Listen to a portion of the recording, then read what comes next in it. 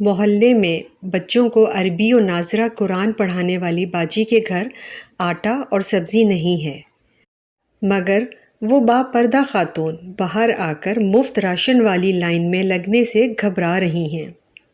Free ration تقسیم کرنے والے نوجوانوں کو جیسی ہی بات پتہ چلی، انہوں نے متاثرین میں فری سبزی و آٹا کی تقسیم کو فوراً روک دیا۔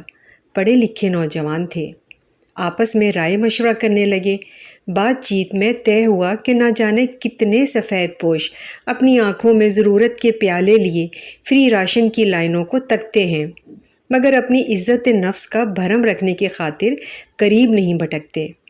مشورے کے بعد نوجوانوں نے فری راشن کی تقسیم کا بورڈ بدل دیا اور دوسرا بورڈ آویزاں کر دیا۔ ہر طرح کی سبزی 15 روپے کلو، مسالہ فری، آٹا چاول دال 15 روپے فی کلو، خصوصی آفر۔ اعلان سنتے ہی مفت خور بھکاریوں نے اپنی راہ لی۔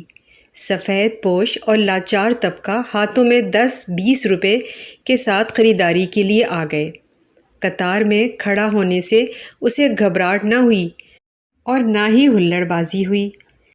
لائن میں ایک طرف بچوں کو قرآن پڑھانے والی باپردہ باجی بھی مٹھی میں معمولی سی رقم لیے اعتماد کے ساتھ نمناک آنکھوں کے ساتھ کھڑی تھیں۔ ان کی باری آئی، پیسے دیے، سامان لیا اور اطمینان سے گھر آ گئیں۔ سامان کھولا، دیکھا ان کے ذریعے ادا کی گئی پوری قیمت سنت یوسف کی طرح ان کے سامان میں موجود ہے، لیکن انہیں خبر تک نہ ہو سکی تھی کہ کس نے وہ پیسے کب ان کے سامان میں رکھے تھے۔ نوجوان ہر خریدار کے ساتھ یہی کر رہے تھے۔ یقیناً علم کو جہالت پر مرتبہ حاصل ہے۔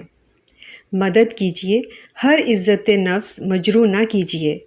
ضرورت مند سفید پوشوں کا خیال رکھیے، عزت دار مساکین کو عزت دیجیے۔ یقین رکھیے اللہ تعالیٰ آپ پر زیادہ بااختیار ہے۔ صرف آپ ہی پڑھ کر آگے نہ بڑھ جائیں بلکہ اوروں کو بھی شریک کریں۔